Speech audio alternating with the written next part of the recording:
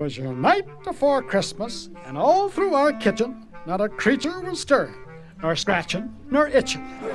My stockings was hung over the long underwears, and the whole of our family was snoring upstairs.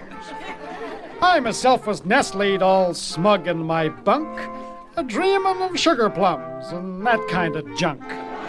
My ma in her curlers, my pa in his cap, had come back from the wash house where they'd both taken out their teeth. And out by our silo there rose a hell of a balloon. I jumped out of bed like a greased kangaroo. Away to the window I flew like a flash, tripped over the bedpan and made quite a splash. The moon on your breast of your new fallen snow looked like Philadelphia cream cheese at 40 below. When up in the sky o'er our barn did appear a jingle bell sleigh with 8 jumpy reindeer. I knew it was Santa Claus soon as he spoke, for I'd seen him before in them ads drinking Coke. Led by Rudolph the red-faced, his reindeer they came. It was like a stag party as he called them by name. Now Dasher, now Dancer, come Prancer and Vixen, on Comet, on Ajax, up Agnew and Nixon. Try to land on your feet on top of the roof, or it's straight to the supermarket, wholesale on the hoof. They landed like lightning on top of our barn. 'Twas a split-level landing, could have done Sandy some harm.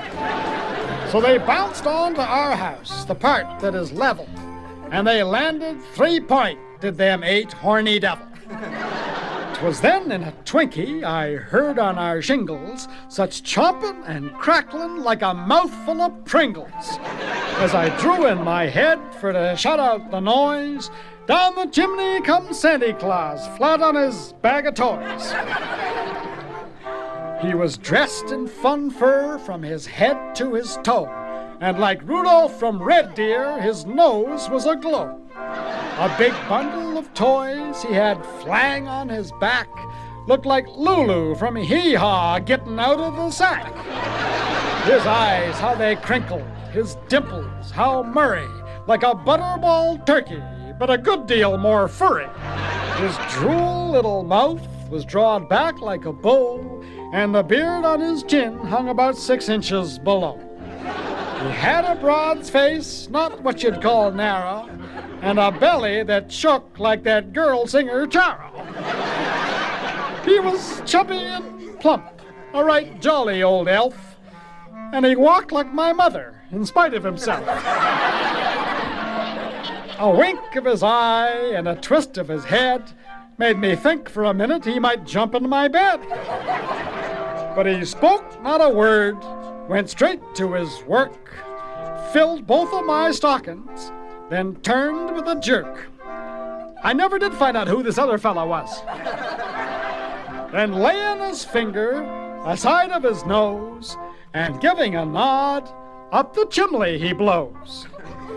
I guess he must have run out of Kleenex. Then he sprung to his sleigh, more bold than a weevil, and took off in the air just like Evel Knievel. And I heard him declaim as he shot out of sight, "I'll come back, you hear? Merry Christmas. Sleep tight."